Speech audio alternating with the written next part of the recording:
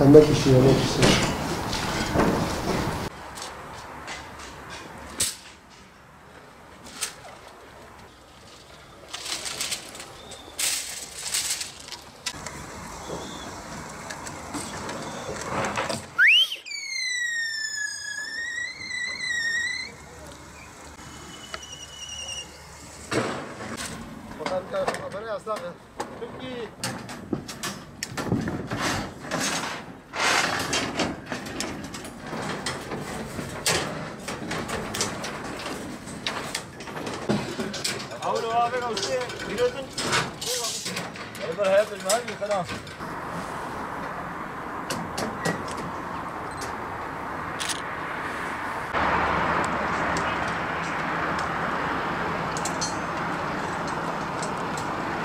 ...35 yıllık mesleğimdir duvarcılık. Havalar zorluk var, kışın zorluk var.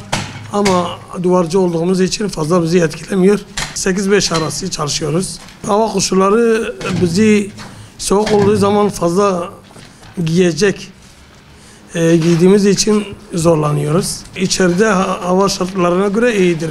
Demirci kalıpçılara göre bayağı iyidir. Bu sene inşaatlarda durum biraz kritik, fazla iş yok.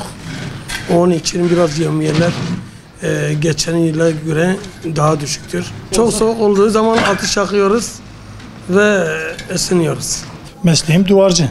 Valla 23-24 yıldır yapıyorum yani. Valla yazın rahat da kışın zordur yani soğuktan. Don yani biraz var yani ya. -3, -4 var. Mecburen çalışıyoruz. Evliyim, çocuklarım 6 tanedir. Mecburen çalışıyoruz eve bakmak için. Namerde muhtaç olmamak için abi.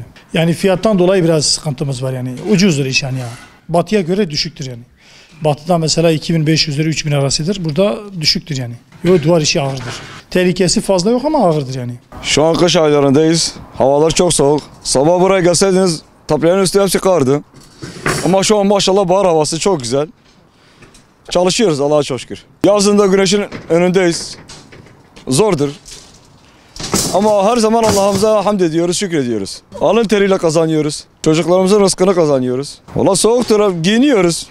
Allah yardım ediyor yani kısacası. Çok soğuk olsa ara veriyoruz evet.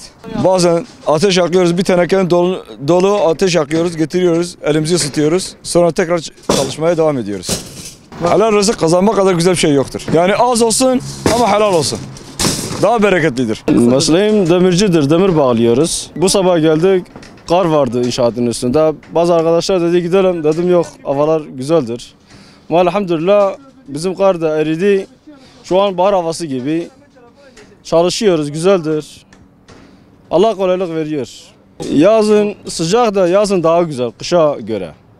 Kışın daha soğuk oluyor. Bazen böyle çok soğuk olduğu zaman ara veriyoruz. Ama elhamdülillah biz alın teriyle kazanıyoruz.